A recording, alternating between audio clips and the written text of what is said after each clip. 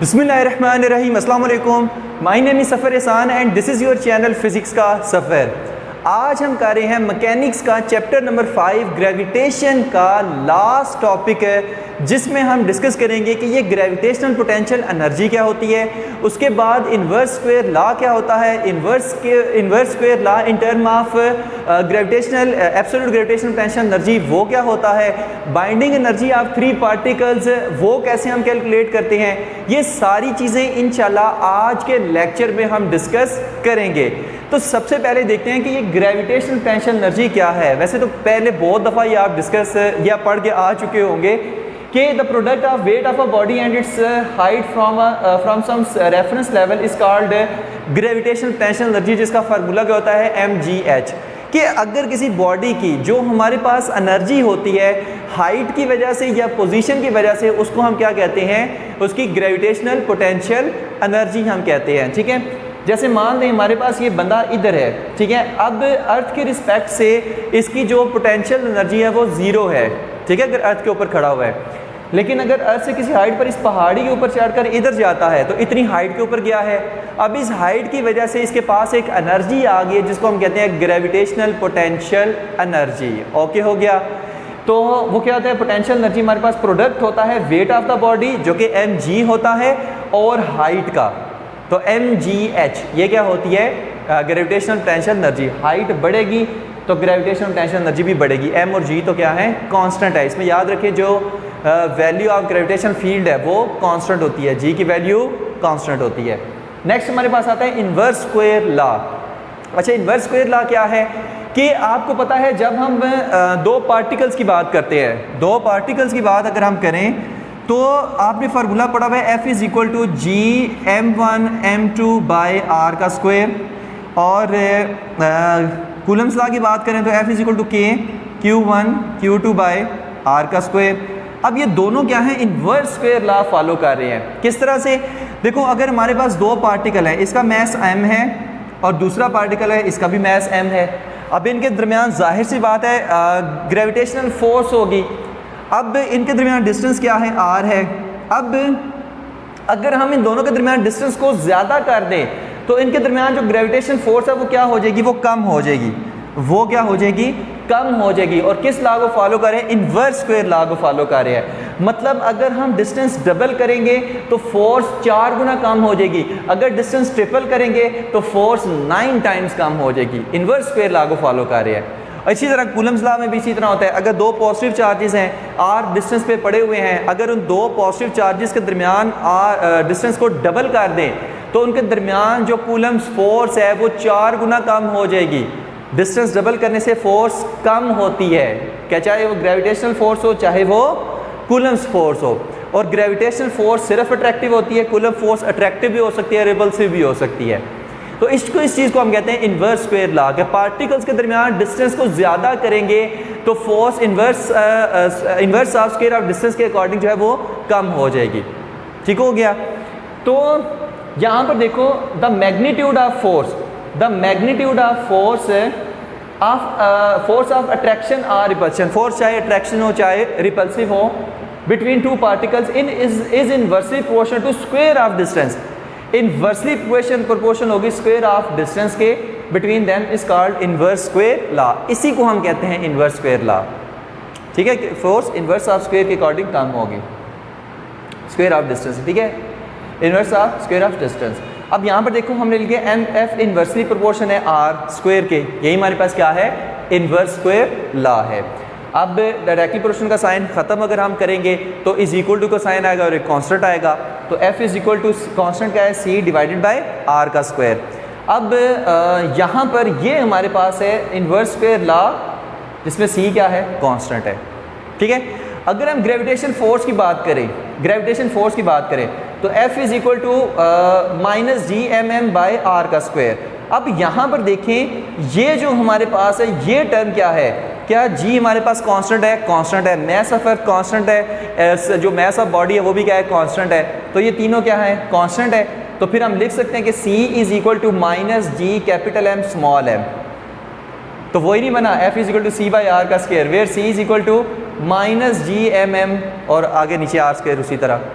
अब यहाँ पर एक चीज़ गौर करेंगे, नेगेटिव साइन। भाई नेगेटिव साइन है कि बाउंडेड सिस्टम है, कि फोर्स क्या है, अट्रैक्टिव है toward the centre of the circle है। ये नेगेटिव साइन शो कर रहा है कि अगर हमें इस सिस्टम से बाहर किसी बॉडी को लेके जाना है तो बाहर से एनर्जी देनी पड़ेगी, तब हम इस सिस्टम से उसको निकाल पाएंगे।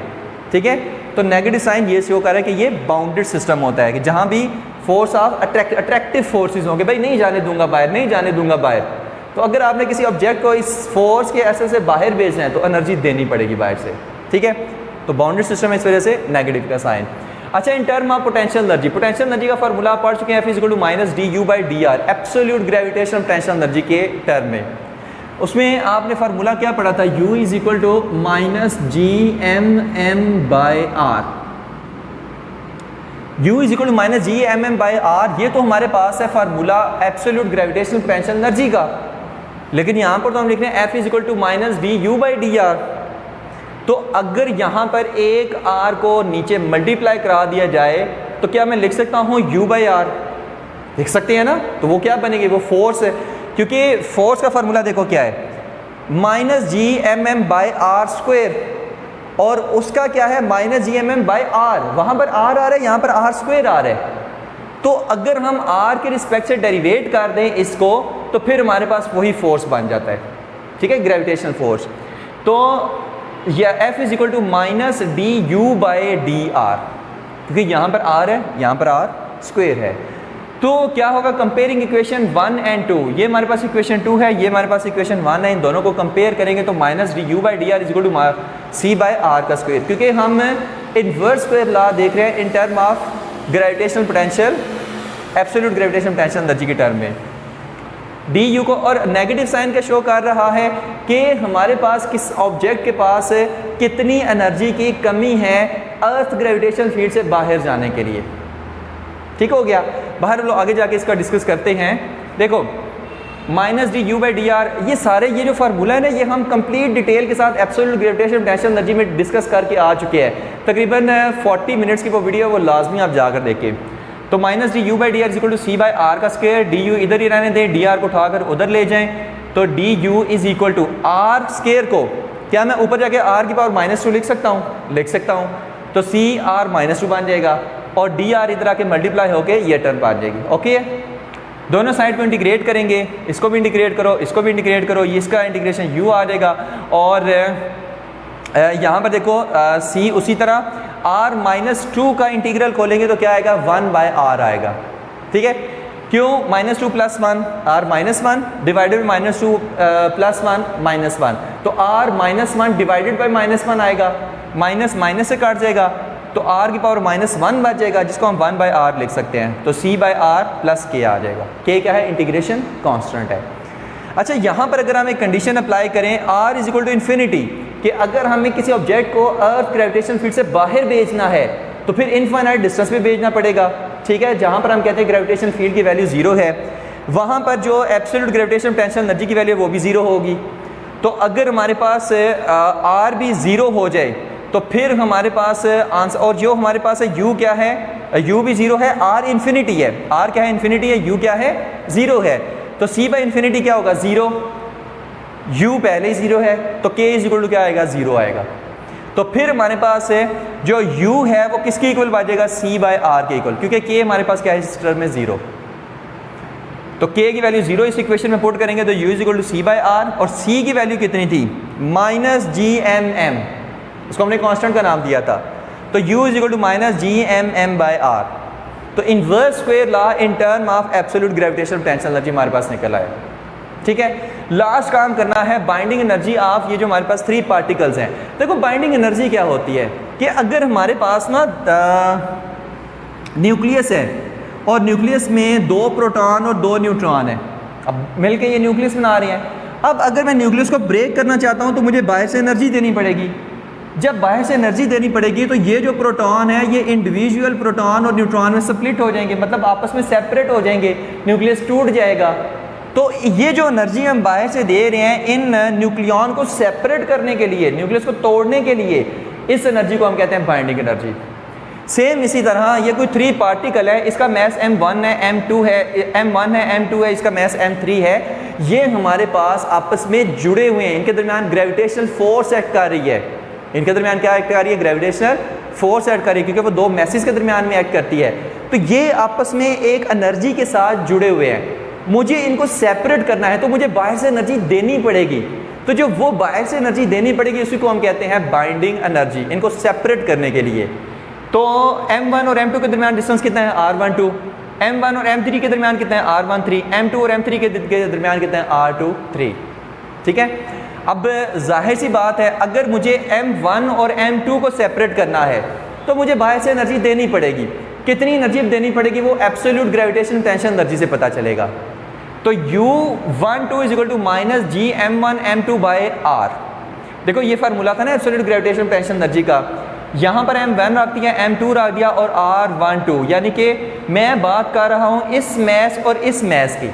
नेगेटिव साइन का शो कर रहा है कि इस मैस और इस मैस को सेपरेट होने के लिए, इनको जुदा होने के लिए इतनी एनर्जी की इनके पास कमी है। अगर मैं इतनी एनर्जी बाहर से दे दूं तो ये दोनों आपस में सेपरेट हो जाए। इन दोनों को जो हमारे पास है m1 और m3, इनको मैं कितनी एनर्जी दूं कि ये सेपरेट हो जाएंगे? वो इतनी है। तो U13 is equal to minus G m1 m3 divided by r13। Okay हो गया। नेगेटिव का साइन का शो कर रहा है इतनी एनर्जी की कमी है इनके पास। अगर मैं इतनी एनर्जी बाहर से दे दूं तो मैं इन दोनों को सेपरेट कर सकता हूं। ठीक है। अब U23 is equal to minus G m2 m3 और r23।